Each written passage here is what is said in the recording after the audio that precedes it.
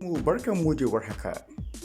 Al'amuran siyasa a Najeriya suna neman zama wasan kwaikwayo, a inda ɗan siyasa ya mai da jam'iyya tamkar riga ce ya sa ya cire.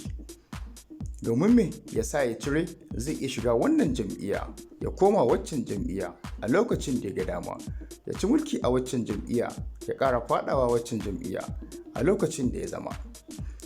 To muna so da ka danna mana subscribe a wannan channel ɗin tamu, idan kuma ka yi subscribing tun a baya muna so ka yi mana like ka share bidiyon mu don mu samu ƙwarin gwiwar tura maka muhimman bidiyo irin wannan.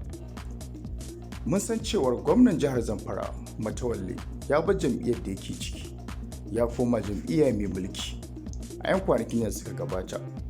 Kwatsam kuma shi ma gwamna Tambuwal na Sokoto yana shirin ficewa daga jam'iyyar PDP zuwa jam'iyyar APC mai mulki ta Janar Muhammadu Buhari. Kamar yadda muka samu labarin ficewar gwamnan jihar Zamfara, tun kafin bayyanar ficewarsa mun samu labarin cewar shi ma takwaransa na jihar Sokoto Retired Aminu Waziri Tambuwal yana shirin ficewa. Wannan yana da nasaba da rikice-rikice da suke a jam'iyyar PDP. Shin kuna goyon bayan ficewarsa? Me haka yake nunawa a jam'iyyar siyasa ta Najeriya da kuma al'amuran siyasa na Najeriya? Gwamna zai iya cin mulki a kowace jam'iyya ya fice jam'iyyar da yake so a lokacin kuma da ya ga dama. Wasu suna ganin cewar haka zai iya shafar harkokin dimokuraɗiyya.